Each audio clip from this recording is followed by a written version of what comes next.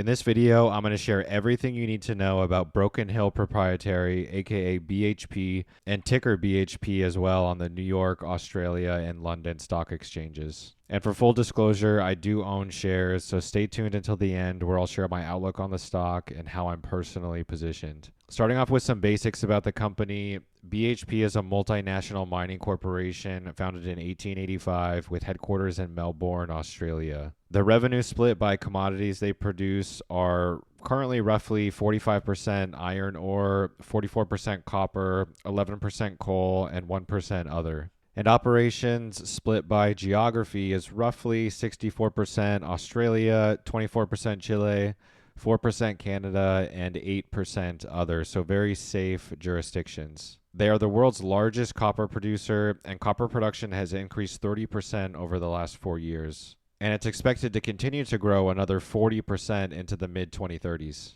This is important because of the outlook I'll share later in the video. Now, even though the revenue splits of iron ore and copper are similar, the majority of their free cash flow is still from iron ore as of now. So something to consider for future performance. But as noted, copper will move into a larger percentage of their revenue and likely free cash flow over time. Taking a quick look at the financials, margins and free cash flow has been decreasing since 2022, and the share price had reflected that. This is, of course, primarily due to the underperformance of the iron ore market, to which the majority of revenue and free cash flow is tied. However, we have seen a resurgence of the share price lately in light of increasing copper exposure, copper prices, and investor sentiment. While subject to volatility in commodity prices, this is a very well-run company with a payout ratio of about 60% and a policy of 50% minimum, so plenty of free cash flow for capex growth. That 50% minimum means they will always pay out at least 50% of free cash flow to shareholders. Looking at shares and insiders, about 40% of shares are held by institutions and just 0.03% by insiders. This is a very large company at a market cap of 182 billion at time of recording. So even though it's great to see higher insider ownership, this isn't necessarily a red flag. More important is insider buys and sells, and besides what looks like a planned sell on August 27th of 2025, since all of these people sold at the same price, there hasn't been any activity lately, just some buying back in April of 25. So I'd say this is neutral. Talking about risks, besides the volatility in commodity prices, there's also, of course, risks to their guided growth pipeline and related activities. And there's also one other potential risk I haven't seen mentioned, which is China importing over 50% of BHP's iron ore. If tensions or war broke out between US and China, it's possible that may impact China's imports. I didn't go down the rabbit hole of China's dependence on such imports if they couldn't source elsewhere, or BHP's viability selling to other customers. In either case, I don't see this as a near-term risk, but in the event of such a risk, markets are efficient, so some impacts would be offset, i.e. China sourcing from other suppliers means the customers of those other suppliers may source from BHP instead.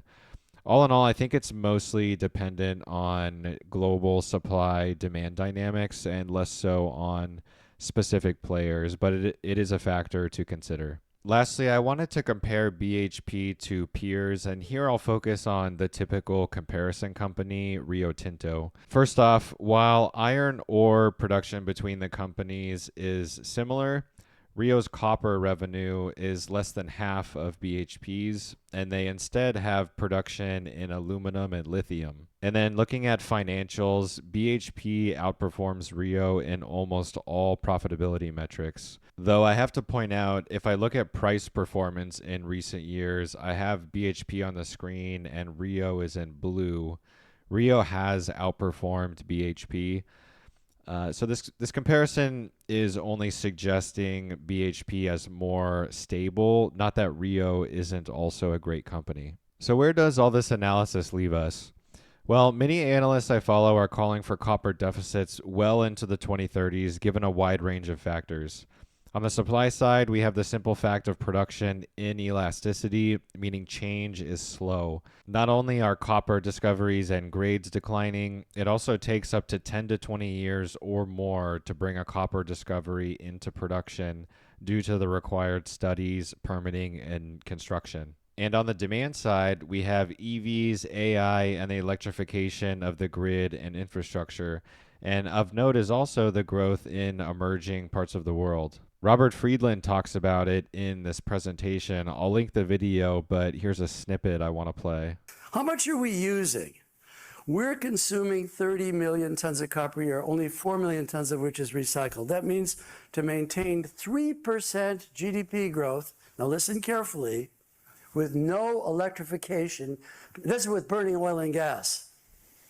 To maintain global 3% GDP growth, we have to mine the same amount of copper in the next 18 years as we mined in the last 10,000 years. In the next 18 years, I've got to mine the same amount of copper as we mined in the last 10,000 years without electrification, without data centers, without solar and wind and the greening of the world economy. You people have no idea whatsoever what we're facing. You're dreaming.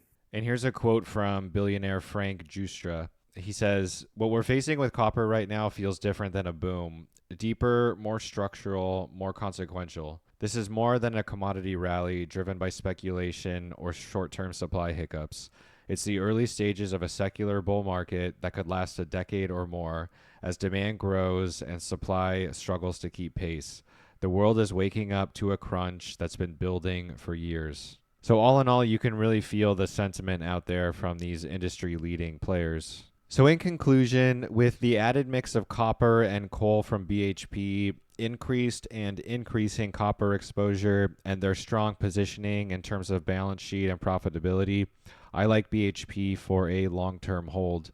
BHP also has legacy copper assets such as Kalamazoo, San Manuel, Copper City, and Old Dominion that could be economic and brought back into production at higher copper prices. And this is not factored into their guidance. Now, I have to be clear, these commodity cycles and themes take a very long time to play out. We're talking a decade into the mid 2030s as BHP ramps copper exposure and deficits become more meaningful. And of course, the volatility in iron ore and copper prices, but I do think we're at the beginning of a larger secular shift into a commodity bull market. So BHP likely isn't a stock that's going to 10x, but it could provide a consistent average return across the 5 to 10 year or longer period. This is currently a smaller weighting in my portfolio at just 0.4%, but I expect to significantly increase my position by multiples on this pullback that we're in. My buy zone is between $64 and $56 per share based on technical and valuation analysis. But BHP isn't the only copper stock I'm watching. On my watch list also is Freeport-McMoRan, Southern Copper Corporation, Lundin Mining Corporation, Hudbay Minerals, and McEwen Inc., who owns the private entity McEwen Copper, which is also a great copper project. And also a quick mention in case you missed it, I do own Rio as well, and I may add to that position in the future too. On my channel, I share my entire portfolio, position changes, and reasoning, and post all my transactions in real time on X. Subscribe to stay up to date when I pull the trigger on these companies. If I missed something you would like to see covered, let me know in the comments below. Thanks so much for watching. I'll see you in the next one.